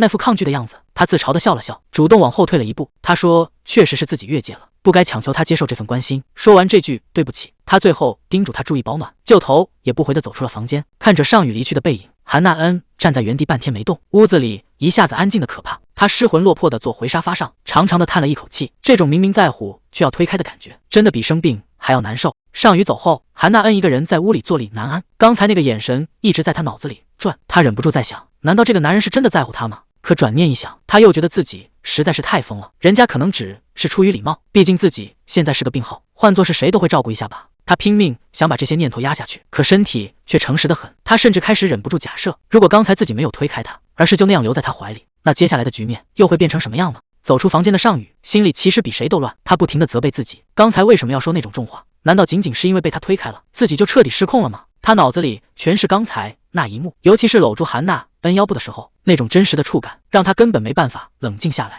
他忍不住开始假设，如果当时韩娜恩没有推开他，又或者他当时不仅仅是扶住他而已，那现在是不是一切都完全不同了？尚宇猛地停住脚步，他觉得自己真的是疯了，脑子里那些危险的念头根本就压不下去。他想起韩娜恩平时的样子，总是笑得那么灿烂，好像什么困难都难不倒他。可谁能想到，在没人看见的地方，他竟然要把所有委屈都自己扛。明明只要肯开口求助，事情就不会变得这么糟糕，可他偏偏要这么逞强。看着他那副弱不禁风的背影，尚宇心里清楚，这下他是真的彻底放不下了。尚宇独自站在阳台上，心里怎么也想不通，为什么韩娜恩对他总是有着那么深的戒备。他甚至在想，如果他真的觉得压力太大，陪在他身边的其实不一定非要是他。他用力握紧手里的栏杆，其实他要的一直都不多，他只是想看到韩娜恩能对他露出一个发自内心的笑容，他也心满意足了。本以为这个点家里应该静悄悄的，谁知道一推门，居然有人比尚宇起得更早。韩娜恩笑着问：“你怎么起这么早呀？”看着他在厨房忙碌的身影，尚宇整个人都懵了。昨天不是还烧得厉害吗？怎么现在就开始折腾早餐了？他倒是心态好得不得了，只说自己睡一觉全好了，甚至还蹦跶了2下，非要证明自己现在身体轻盈得很。韩娜恩有些不好意思，轻声向他道谢，说要不是因为他昨天的照顾，病也不会好得这么快。尚宇还是那副冷冰冰的样子，随口回了一句没什么。韩娜恩端出一份特制的蛋包饭，上面居然还用番茄酱画了一个丑萌的小表情，说这就是照着他的样子画的。他看着盘子里这份谢礼，心里五味杂陈。曾几何时，早起吃饭对他来说就是种折磨，那种压抑的感觉让他干脆戒了早餐。可看着眼前这份热气腾腾的心意，他突然发现那种久违的食欲好像真的回来了。韩娜恩歪着头问他，难道平时都没有吃早餐的习惯吗？他一边说着，一边极力推销自己的手艺，只夸这份蛋包饭味道绝对一流。看着他那副期待的模样，尚宇终究还是没能硬下心肠，低声说了句我会吃的。这一下可把他给乐坏了。他不仅要管饭，还要顺手帮他把咖啡也泡了。面对尚宇的推辞，他表现得落落大方，直言这不过是顺手的事。在他看来，昨天生病时得到的那些照顾，全都要归功于这里的福利太好，甚至还感叹这份工作找得真值。听到福利这2个字，尚宇整个人都沉默了。他昨晚那些发自内心的关怀，居然被这姑娘当成了公司规章制度。尚宇心里一阵无语，他怎么也没想到，自己昨晚那番掏心掏肺的照顾，竟然被这姑娘归类到了公司福利里。他只能顺折话茬解释，说明成集团确实待遇不错。可韩娜恩显然还没意识到气氛不对，甚至还兴致勃勃地聊起自己有个朋友也刚入职了集团子公司。听到这儿，尚宇直接冷脸打断了他，提醒他别在他面前提这些，否则听起来就像是在替朋友走后门，想要什么特殊照顾。这一下，韩娜恩彻底慌了神，他赶紧解释自己只是想夸公司待遇好，根本没想那么多。他有些局促地道了歉。尚宇看着那杯冒热气的咖啡，半天说不出一句话来。这天聊的真是完全没在一个频道上。尚宇突然冒出一句：“你以后能得到的福利，绝对比你那个朋友要好得多。原因很简单，因为我就在这里。”韩娜恩听完直接笑出了声，显然没听懂这背后的深意。他只觉得尚宇是在开玩笑，还温柔地回了一句：“你已经帮了我很多了。”看着他那副知足的样子，尚宇在心里冷哼一声：“走着瞧吧，就算你觉得已经足够了，但在我眼里还远远不够。”他盯着他的背影，强行压抑住内心的冲动，告诉自己现在还不是时候，保持这种距离才是目前最稳妥的选择。可有些感情一旦开了闸，恐怕就再也关不上了。多完正在汇报今天的行程，从早上的总部会议到晚上的商务晚宴，排的那是满满当当。可他突然发现自家老板今天的心情似乎格外好。尚宇随口回了一句：“可能是因为吃了早餐吧。”接着还不忘凡尔赛一下，问正在开车的秘书吃过没。这一问可把多完给问破防了，直呼凌晨5点就要接驾，哪有功夫吃饭啊？见多完在那儿叫苦，尚宇还故意逗他，问他是不是在抱怨加班太早，吓得这位秘书赶紧连声否认。结果尚宇又补了一刀，说只要动作再快点，肯定能腾出吃饭的时间。多完听的是一脸委屈，心想这世上哪有几个人能像您这样精力旺盛啊？面对下属的吐槽，尚宇只是付之一笑，并没有往心里去。可等安静下来，他看着窗外，也不禁在想，今天这身体确实感觉轻快了不少。难道真的只是因为吃了一顿韩娜恩亲手做的早餐吗？尚宇坐在车里，越想越不对劲。他发现只要跟韩娜恩待在一起，自己就像是降了智一样，变得特别幼稚。明明脑子里一直在提醒自己要保持分寸，要维持老板的威严，可身体却总是不听使唤，像个孩子一样想去依赖他。他甚至开始给自己找借口，觉得肯定是因为韩娜恩是幼儿园老师，而自己跟他待的时间太长，才会被这种氛围给传染了。没错，一定就是这个原因。另一边，韩娜恩总算能松口气了，孩子们的烧已经退了下去。在叮嘱完尚宇记得给娃喂药后，他终于能一个人清清静静的去上班。走在熟悉的街道上，他心里还在庆幸，还好药效起得快，不然今天真是分身乏术。韩娜恩走在路上，脑子里全是尚宇刚才那张冷脸。虽然知道他为什么生气，可那种突然变得严肃的样子，还是让他心里有点发毛。比起害怕，更多的是一种说不出的委屈。他不停地告诫自己，又不是小孩子了，怎么能因为这点小事就闹情绪？他深吸一口气，强迫自己冷静下来，反复洗脑说，跟学生家长保持距离是应该的，现在的状态才是最正确的。可越是这么想，心里就越是空落落的。他以为只要划清界限，生活就能回到原点。然而他并不知道，在城市的另一端，一场华丽的宴会正要拉开序幕。伴随着高跟鞋清脆的响声，一场顶级名流的聚会正式开始了。现场到处都是闪光灯，空气里都弥漫着金钱和名利的味道。放眼望去，全是大咖，顶级女星惠彬、当红歌手杰森，还有那些平时只能在电视上见到的人气主持和新人演员。但今天全场的焦点其实是那位名城媒体的董事，他手里握着最近最火的爆款节目，是所有人都要巴结的对象。惠彬看着眼前的热闹，心里早就打好了算盘。他知道只要能搭上这条线，不仅能拿到梦寐以求的固定资源，甚至连顶级巨星的位置也是手到擒来。惠彬端着酒杯在场子里转悠，眼神不停地四处打量，他在物色今晚最有价值的猎物。惠彬看向楼梯那边，整个人都愣住了。那是个帅得离谱的男人。惠彬在演艺圈混了这么久，竟然从来没见过这张脸，他还以为是哪家公司刚签的新人演员。这个自带光环的男人，竟然是明城集团的顶级财阀尚宇。周围的人都在议论，说他这人出了名的难搞。之前有女明星想去搭讪，结果当众吃瘪，丢脸丢到家了。大家都觉得这种男人根本没人能拿得下，简直就是一块踢不动的硬板。惠彬听完冷笑一声，仰头喝干了杯里的酒。别人不行，不代表他也不行，就是这个男人，只要能抓住他，这辈子翻身的机会就来了。惠彬深吸一口气，直接开启了猎人模式。虽然招数老套，但只要管用就行。他故意脚下一滑，整个人顺势往他怀里倒去。这一招果然让他停下了脚步。尚宇伸手稳稳扶住了他，语气里听不出情绪，只是礼貌地问了一句：“你没事吧？”惠彬露出了准备好的笑容，嘴上说着不好意思，心里却很清楚，这第一步算是稳稳踩中了。本以为能顺杆往上爬，结果半路杀出个程咬金，这保镖跟座山一样，直接把路给堵死了。尚宇根本没打算纠缠，他一眼就认了出来，这个女人是韩娜恩的妹妹。他头也不回地走开，只留下一句冷冰冰的客套话。这下轮到惠彬傻眼了，精心准备的戏码连个正脸都没露就收场了。不过这女人可没打算放弃，既然现在有保镖挡着，那就等她落单的时候再玩一次大的。就在惠彬盘算下一步时，她的正牌男友孙英硕找了过来。这男人不仅是她的提款机，还是她住的那套公寓的房东。孙英硕显然有点吃醋，调侃她是不是看帅哥看入迷了，才会在平地上摔跤。惠彬赶紧使出撒娇大法，3两下就把她哄得服服帖帖。但这女人可不只是为了谈恋爱，她话锋一转，就开始打听明城集团的内部消息，语气自然的像是在聊家常。孙英硕哪有防备，直接把集团要收购频道的事全都抖了出来，还夸他消息灵通。惠彬靠在他怀里，笑得温柔，心里却已经有了新主意。这个男人知道的远比他想象的还要多。惠彬这枕边风吹得确实到位，一边夸着孙英硕有本事，一边顺势提出了自己的要求。他想去那个新频道当记者。这女人的胃口可不小，嘴上说着是为了能一起旅行，其实心里全是自己的前途。孙英硕被哄得心花怒放，手上的动作也开始不老实了。孙英硕直接发出了邀请，问他晚点要不要去他家坐坐。惠彬露出了一个意味深长的笑，轻声答应了下来。这场各取所需的交易进行得比想象中还要顺利，只要能爬到想要的位置，这点代价对他来说根本不算什么。酒会结束回到家，惠彬累得连拉链都懒得动，他母亲一边帮他收拾，一边打听孙英硕这棵摇钱树最近是不是又要发财了。在他们眼里，男人的影响力越大，他们能捞到的好处就越多。母亲甚至已经开始幻想孙英硕会不会再送一套新房子。惠彬随口提了一句，以后可能会有很多出国出差的机会。这下母亲可坐不住了，立马开始点菜，说想去西班牙吃大餐。她还厚着脸皮回忆往事，说以前丈夫在世时经常出国。惠彬冷笑一声，直接拆穿，当年明明是她自己一个人去潇洒，家里人连个影子都没见着。被戳穿的母亲还在嘴硬，非说自己那是为了工作。这对母女真是一个比一个能演。母亲随口提了一句孩子，惠彬就像被踩了尾巴一样，当场直接炸毛了。这显然是他最想抹掉的死穴。他歇斯底里地警告母亲，绝对不许再提那个孩子。他现在可是清清白白的名媛，绝不能留下任何污点。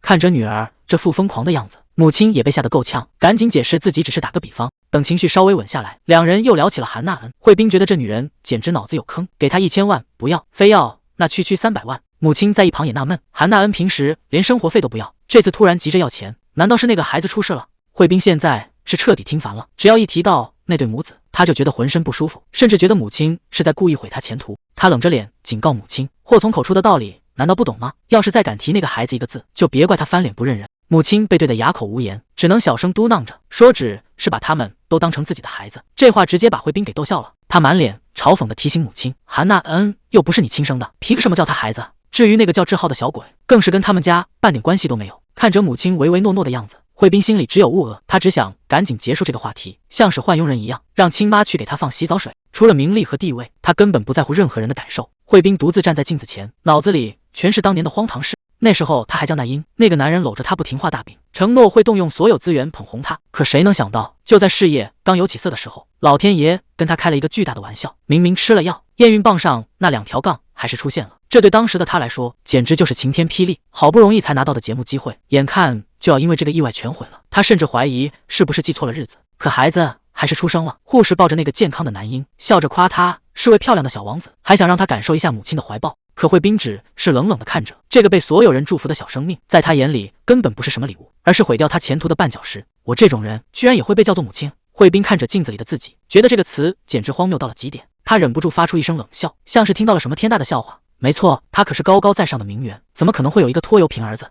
他开始疯狂给自己洗脑，坚称那段过去根本不存在，只要他不承认，那个孩子就和他没有任何关系，不能再想了，也绝对不能再提。他深吸一口气，要把这个秘密彻底烂在肚子里，谁也别想毁了他现在的生活。2个小家伙在院子里疯跑，一个扮恐龙，一个在前面逃，玩的那叫一个不亦乐乎。韩娜恩在屋里看着这一幕，心里别提多踏实了，这种日子才是他想要的。可就在这时，庆慧突然出现在孩子们面前，原本热闹的气氛一下子就变得安静了。他看着眼前的2个孩子，似乎有什么话已经到了嘴边。谁能想到这孩子竟然主动跟他说话了？庆慧整个人都愣在原地，半天没反应过来。看着2个小家伙冲向滑梯，他这才想起来，这是尚宇之前特意安排的。当时他还没当回事，结果呢，孩子们简直爱死这个新玩具了。看着他们玩得这么疯，庆慧心里那块冰好像化了一点。韩娜恩走过来打了个招呼，董事长，这天儿说变就变，您怎么在这儿站着呢？庆慧回过神，像是发现了什么了不得的事。韩老师，你猜我刚才听见什么了？庆慧兴奋地像个孩子，敏浩刚才竟然跟我打招呼了。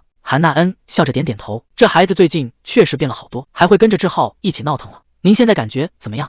庆慧沉默了片刻，原本以为这辈子都没法像普通人一样生活了，现在看孩子这样，心里这块大石头总算落了地。韩娜恩趁热打铁，董事长，要不要进来尝尝我泡的牛蒡茶？庆慧显然有点意外，你还会自己泡茶？结果滑梯那边2个小家伙已经扯着嗓子喊开了，我们也想喝蜂蜜牛蒡茶。2个小家伙玩够了，一溜烟儿全往屋里钻，嘴里还喊着要喝茶。庆慧站在门口，闻着飘出来的茶香，原本紧绷的神经彻底松了。行吧，那我也来一杯。屋里热气腾腾的，这牛蒡茶的味道确实清爽。庆慧喝了一口，整个人都觉得舒坦了。韩娜恩笑着搭话，这茶做起来不费事，我平时没事就爱煮点。就在这时候，门口传来了脚步声，尚宇一边进屋一边感叹，这牛蒡茶的味道确实挺好闻的。庆慧一抬头，发现尚宇竟然也下楼了，他忍不住调侃，怎么这牛蒡茶的香味儿都飘到主屋去了？尚宇也没客气，直接找韩老师要了一杯。这茶确实顺口，连他这种挑剔的人喝第一口都没觉得排斥。庆慧这会儿正兴奋呢，拉着尚宇就开始显摆，你知道吗？敏浩刚才竟然主动跟我打招呼了，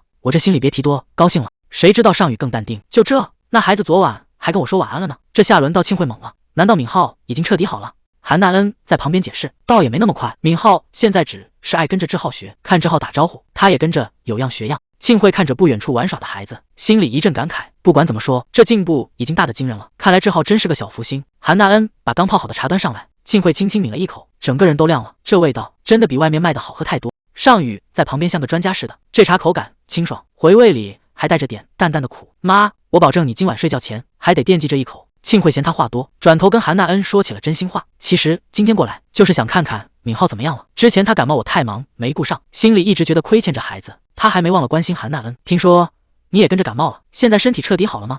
韩娜恩笑得特别灿烂，放心吧，我这身体1天就恢复了，而且您送来那么多好吃的，敏浩哪能算没人照顾呀？庆慧清了清嗓子，看着尚宇调侃，你平时周末都忙得见不着人，今天怎么有空下来喝茶了？尚宇端着杯子，语气听不出什么起伏，说是听到他在楼下，才想着下来一起坐。尚宇索性把话挑明了问：妈，你最近有我哥的消息吗？提到那个男人，庆慧的动作明显顿了一下，她沉默了半晌，才开口：没多少，虽然秘书那边一直说他挺好，但具体的谁也说不准。这话一出，屋里的温度都跟着降了几分。尚宇低着头，声音里带着一丝沉重：我觉得哥哥当年真的伤得很深。话还没说完，就被庆慧冷冷地打断了。够了，这个话题到此为止。韩娜恩在一旁看着这母子俩，连喝茶的动作都一模一样，她在心里直犯嘀咕：这基因也太强大了，简直就是一个模子里刻出来的。庆慧显然不想再提那个男人，她转头看向韩娜恩，语气瞬间温和了不少：韩老师，这段时间你把孩子照顾得很好，我想奖励你，你有什么想要的吗？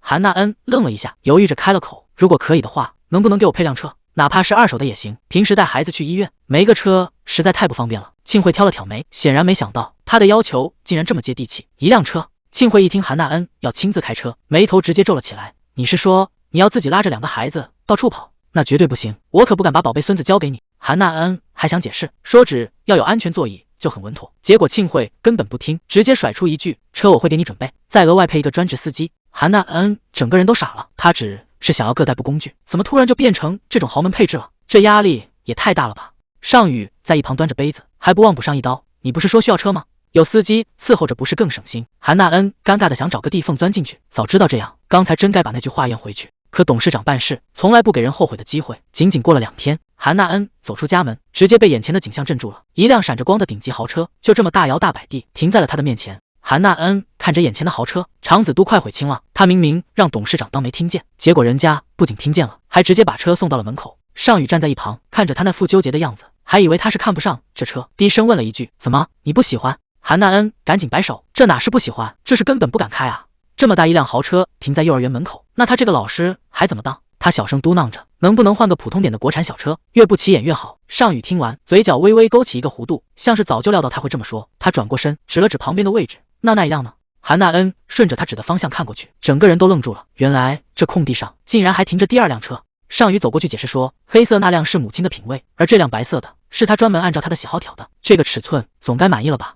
韩娜恩看着眼前的车，还是觉得心里不踏实。虽然不是进口豪车，但这品牌也一点都不便宜啊。尚宇有些不理解，他觉得这车已经很低调了，难道当个幼儿园老师对汽车品牌还要这么敏感吗？他随口提了个建议：你就说这是别人送你的礼物。韩娜恩听完更无语了，谁家好人送礼送一辆车啊？这借口也太离谱了。可尚宇接下来的话让他彻底愣在原地，他语气平淡地吐出3个字：男朋友。韩娜恩一时间没反应过来，甚至怀疑自己听错了。可尚宇却慢慢靠近，他再次重复了一遍，就告诉他们，这是你男朋友送的。韩娜恩整个人都听傻了，他连个对象都没有，上哪去变出一个男朋友来？结果尚宇倒是一脸淡定，说反正也没人会去查，大不了以后就说分手了。这逻辑简直无懈可击。韩娜恩还在纠结，这么贵的车分手了难道不用还吗？尚宇冷笑一声，说哪有男人会把送出去的礼物再厚着脸皮要回来？这下韩娜恩彻底没话说了，毕竟他那个极品前任还真干过这种事。尚宇这一问，差点把韩娜恩给问住，他赶紧找个借口把话题岔开，一个劲儿的道谢，说这车以后再开。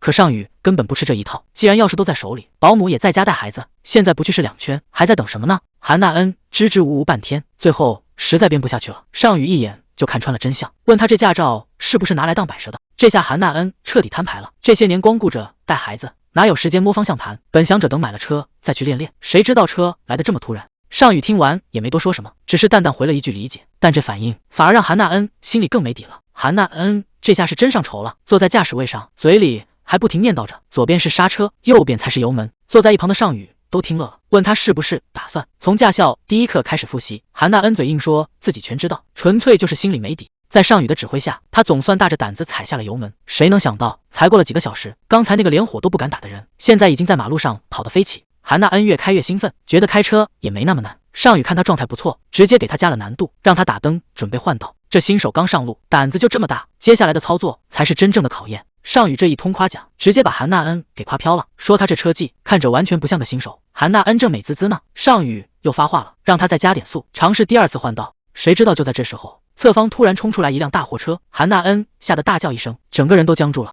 关键时刻还得是尚宇稳得住，他语气冷静地指挥着，让韩娜恩先别慌，慢慢把速度降下来。等车子稳住之后，韩娜恩这才反应过来，刚才那一通乱操作，竟然真的让他把道给换成功了。虽然人是安全了，但韩娜恩这颗心估计到现在还在嗓子眼跳呢。看着路牌上大大的釜山2个字，韩娜恩整个人都麻了。这要是下不去道，怕不是要直接开到省外去。尚宇倒是一点不慌，一边安慰他还没上高速，一边伸手附在了他的手上，让他先把抓着方向盘的劲儿松一松。他语气温柔地解释说，这种时候突然减速反而更危险，最好的办法就是稳住车速，跟着他的节奏慢慢往前开。被尚宇这么一握，韩娜恩刚才那股疯劲儿瞬间没了，虽然嘴上只敢小声应着，但心里那股紧张劲儿早就变成了一种说不清的滋味。这哪是在练车啊，这分明是在练心跳呢。尚宇赶紧把手缩了回来，连声跟韩娜恩道歉，说自己刚才确实有点越界，纯粹是想帮忙，没别的意思。韩娜恩支支吾吾半天，还没等他把话说利索，抬头一看路牌，整个人彻底傻眼了。这下是真的太迟了，错过了刚才那个出口，车子直接冲过了收费站，一路奔着海边就去了。既然回不去，两人索性就在海边停了车，看着这夕阳美景，